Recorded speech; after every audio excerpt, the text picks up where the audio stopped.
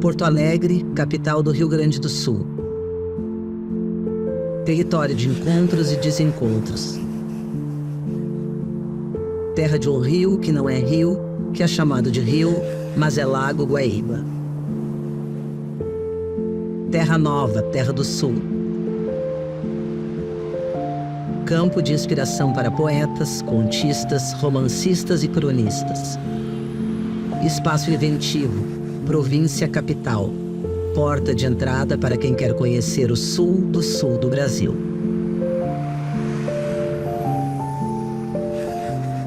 E o que é uma cidade?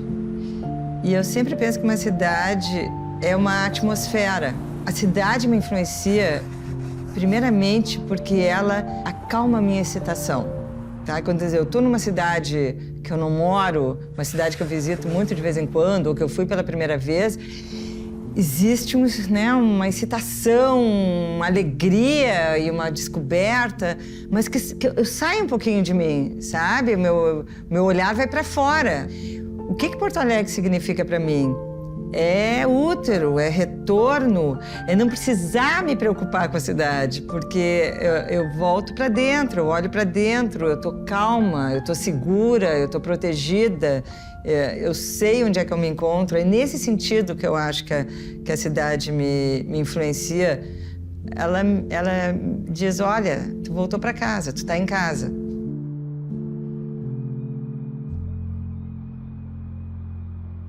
Se você é morador de uma grande cidade, também deve ter um helicóptero matinal entrando pelos ouvidos, ou uma bateria de escola de samba, ou uma turbina de avião, ou qualquer coisa excessivamente barulhenta que seja oriunda do que se chama obra.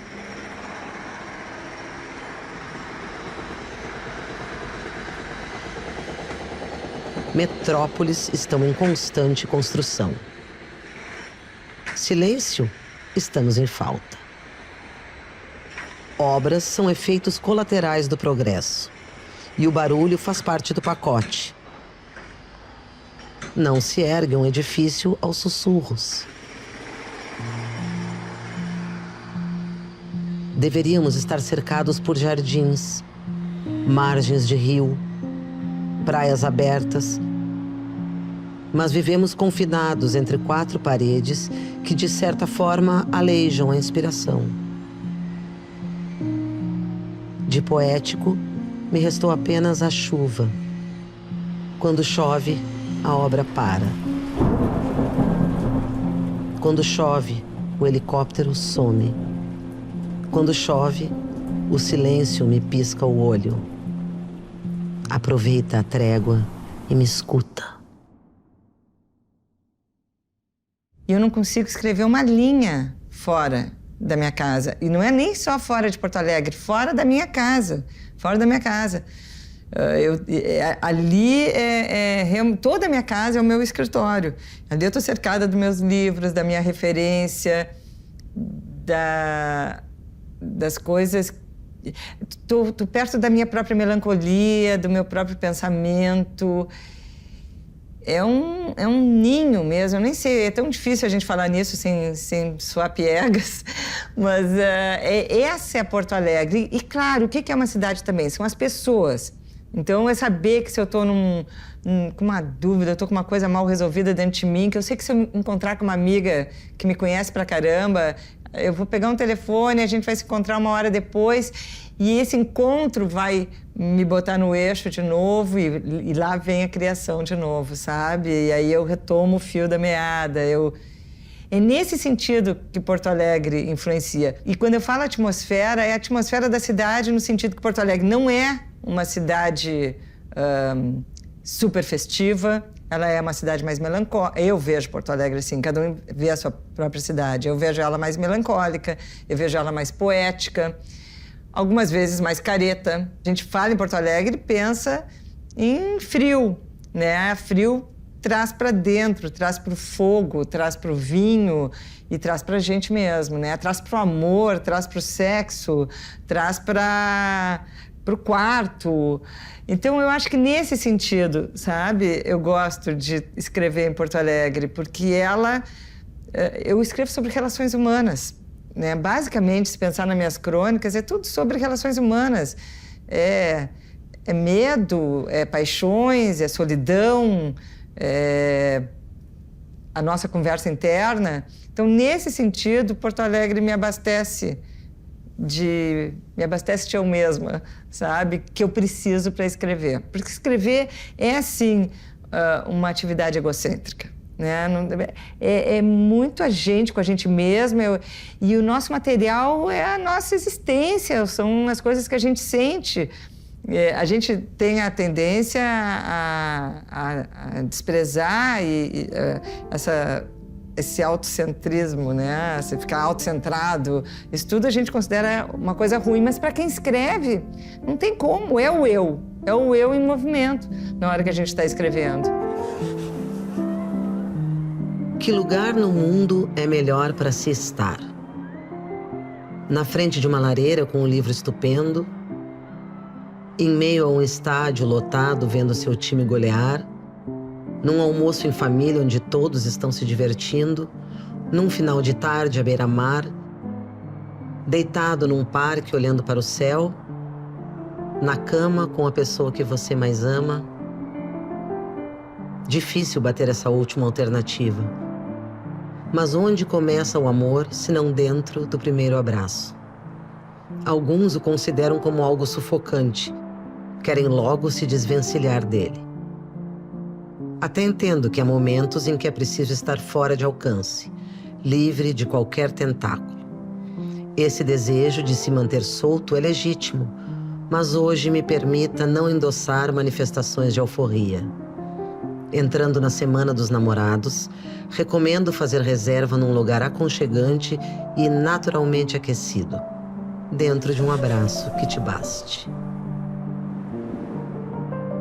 De tempos em tempos eu tenho uma relação diferente com Porto Alegre. Por exemplo, quando eu era criança, eu era uma menina de rua, de pegar a bicicleta, minha mãe não sabe onde é que e sumir. Eu tinha turma de rua. Então a gente se encontrava e saía de bicicleta pelas ruas. Então eu tenho muita coisa do bairro onde eu vivia, sempre foi uma coisa interessante. Era a minha Porto Alegre, o bairro com as crianças da rua com quem eu convivia. Claro que em casa eu já lia, eu gostava de ler, porque a minha mãe lia, porque a gente tropeçava em livros em casa, não era aquele objeto sagrado que fica em cima de uma estante, que tu tem que ali prestar reverência. Não, o livro fazia parte do cotidiano da casa, então aí já funcionava bem. Mas a primeira vez que eu pensei... que bacana que deve ser criar literatura. Acho que foi no colégio. Eu entrava nos concursos de redação e ganhava, sabe? E eu nem sabia se eu tinha o dom, se eu não tinha, mas eu via que eu me dava bem naquilo. E as pessoas brincavam. Então é escritora da sala e tal. Mas eu levava tudo isso muito como um projeto utópico, uma fantasia, sabe? Uma fantasia de menina.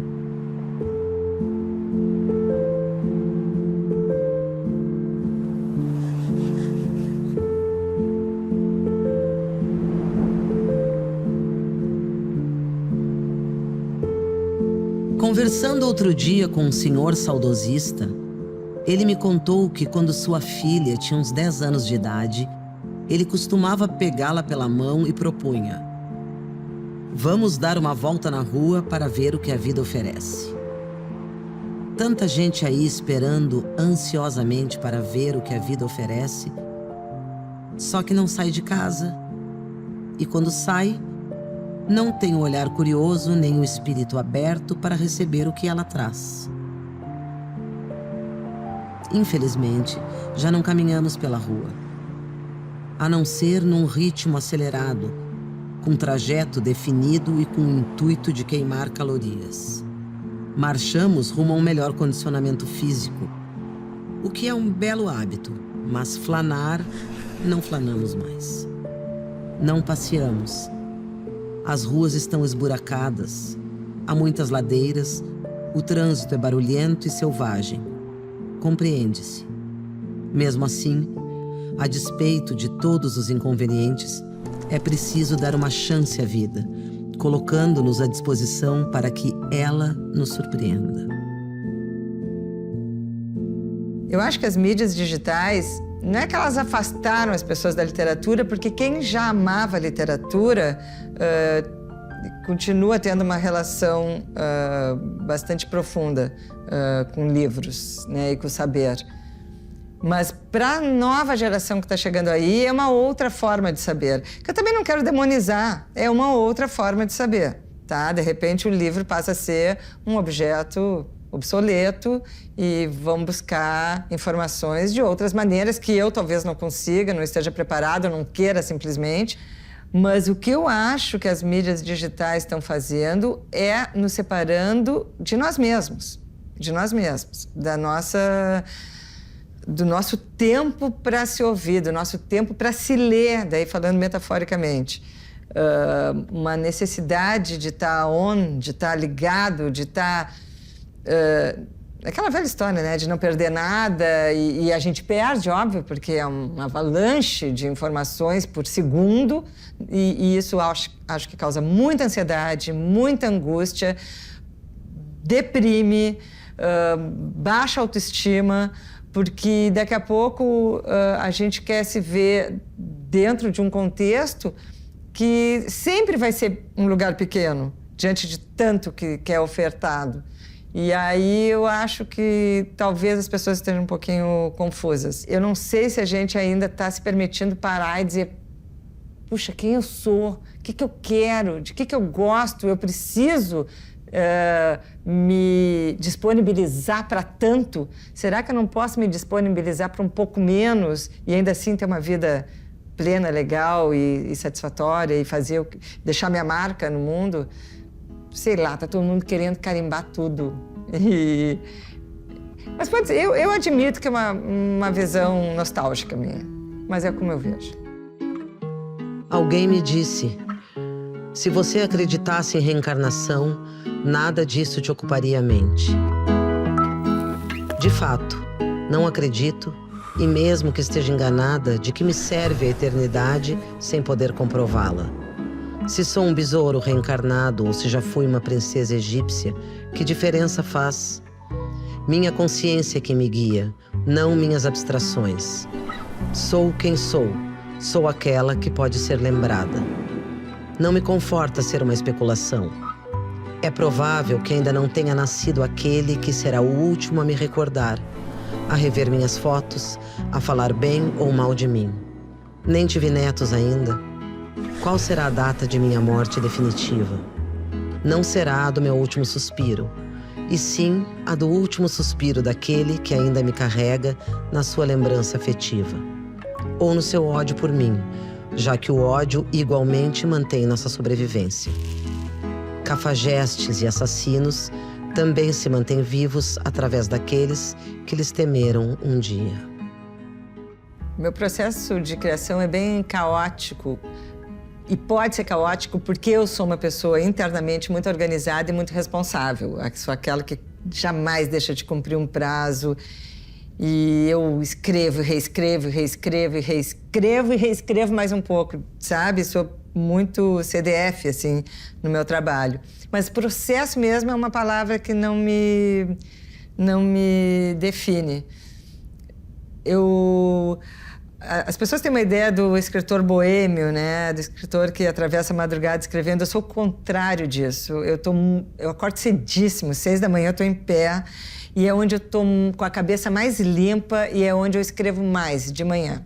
Dos 3 tempos, né? Passado, presente e futuro, sabendo da importância que tem o passado e de como todos estão caminhando para o futuro, ainda assim eu consigo abstrair e viver o hoje de uma maneira quase fanática, sabe? Muito focada no... Eu estou falando de presente, mas eu posso reduzir isso mais ainda para o agora.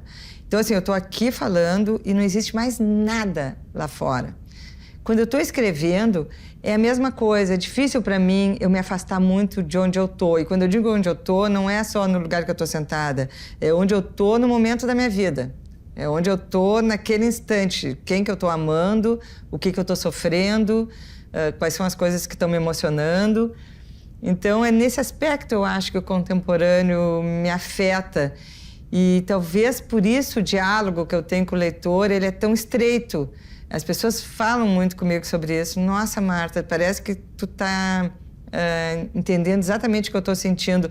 Porque eu acho que todos nós estamos vivendo o contemporâneo. O hoje, o que está acontecendo no mundo e na nossa cidade, no nosso bairro, ele tem uma força muito grande. E hoje ele não, é difícil até a gente se afastar disso pelas questões tecnológicas até, né? Quer dizer, o mundo está dentro do nosso bolso.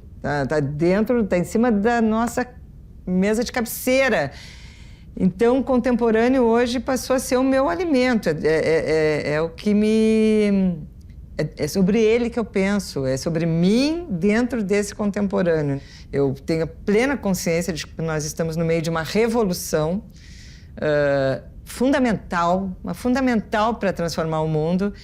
Então, ser uma participante desse pensamento, né, de como é que eu posso contribuir para transformar o mundo. Está todo mundo tentando transformar o mundo, né? Mas eu ser também uma peça, né, desse jogo de transformação, acho que é mais do que um prazer, é uma obrigação, é uma função social que não dá para abrir mão.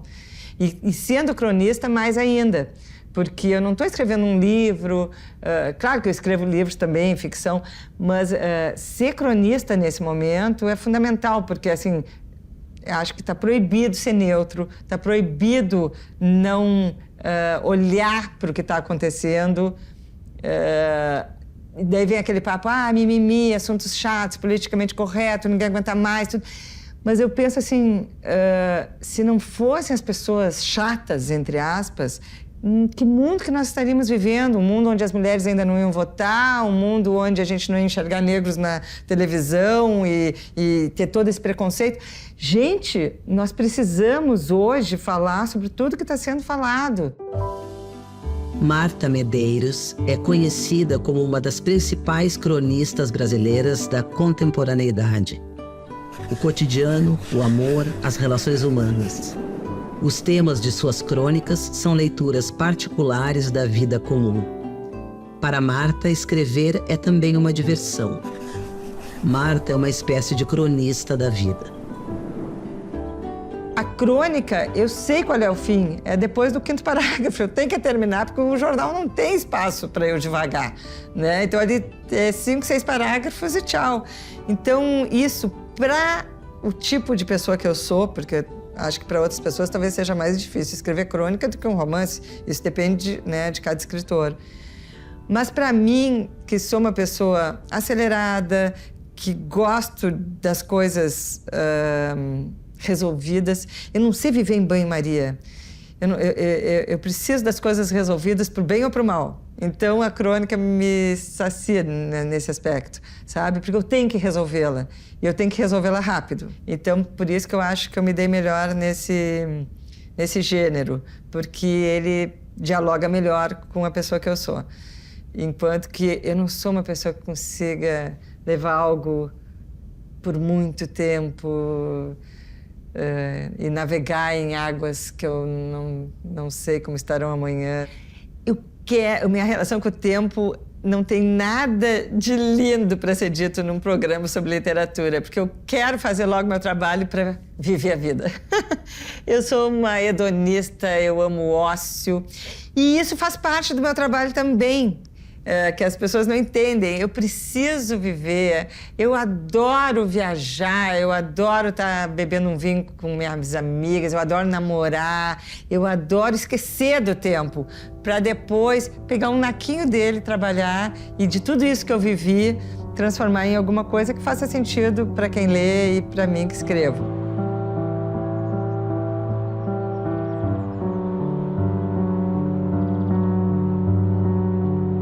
Ele escolhe, dentro do mais rigoroso critério, os momentos de aparecer para a gente.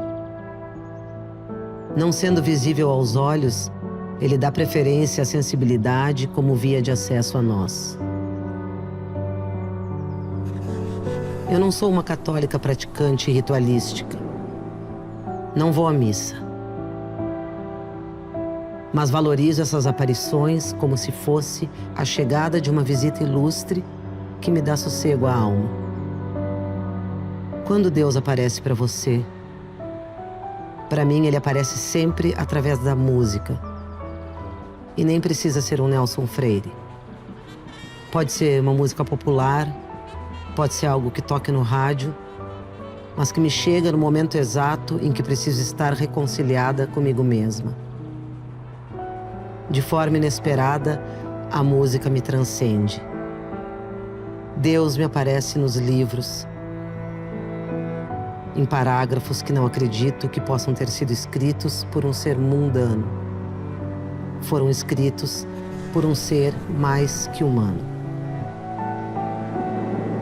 Eu considero a vida uma grande aventura, inclusive as coisas que são consideradas solenes, maternidade, literatura, amor, aventura, aventura, aventura, aventura. Eu acho que, sabe, é uma honra ter nascido, quero fazer o melhor desse curto espaço de tempo que eu tenho e que eu não sei quando termina. E não vou quebrar muito a cabeça e me dedicar insanamente e adoecer por causa de um trabalho.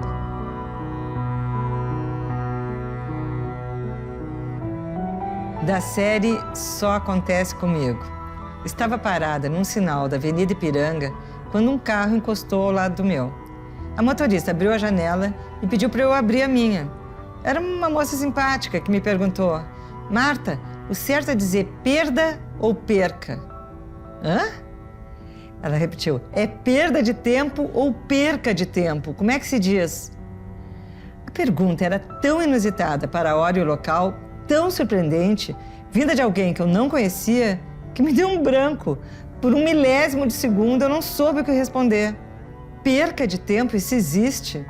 Então o sinal abriu, os carros da frente começaram a engatar a primeira, eu olhei para ela e disse: é perda de tempo. Ela sorriu em agradecimento e foi em frente. Meu carro ainda ficou um tempo parado. Eu parada no tempo. Perca de tempo. Dei uma risada e segui meu rumo também. Se alguém te diz não perca tempo, e todos te dizem isso o tempo todo, como não confundir o verbo com o substantivo? Tantos confundem, são coagidos a tal. E cá entre nós, a perca parece mais amena do que a perda. A perca de um amor é quase tão corriqueira como a perca de um capítulo de novela. A perca é feira livre, a perca é festiva, a perca é música popular.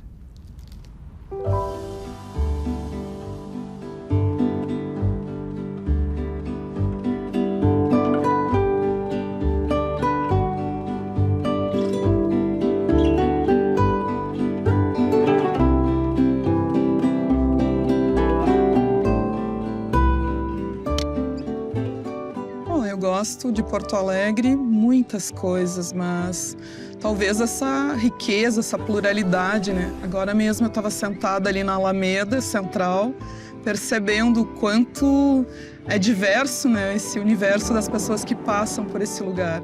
E Porto Alegre tem muito essa característica que me chama a atenção. Diversidade é a palavra que resume Porto Alegre para mim. Eu sinto que aqui tem muito, assim. Você tem diversidade de rolês, você tem diversidade de gente, tem diversidade de cultura. Então, eu sinto que eu encontro muita coisa diferente o tempo todo. Que eu saio de casa, eu coloco o pé pra fora de casa, eu vejo coisa diferente. E é a única cidade que eu sinto que eu troco, assim, de bairro. Eu sinto uma vibe diferente, as pessoas diferentes. E até aqui no próprio Bonfim, a gente morava na Cidade de Baixo, veio pro Bonfim, a gente já sentiu uma diferença tremenda. Então, diversidade, acho que é a palavra que resume, assim. Eu gosto da vida noturna também, né? Eu sou meio roqueira, né? Então, eu gosto de curtir, né? Bares, restaurantes, né? Motoclubes, né? Também. Gosto de fandango também, que é a nossa raiz, né? É uma essência que nasce com a gente. Eu acho que eu gostaria de nascer em Porto Alegre, embora eu não tenha nascido. Mas eu fui acolhida aqui desde os 4 anos, né? E eu acho que justamente por ter toda essa diversidade, o clima ser tão gostoso, eu nasceria aqui, com certeza. Aqui é meu berço. Então, aqui é a minha raiz nesse momento. Esse é um momento mágico.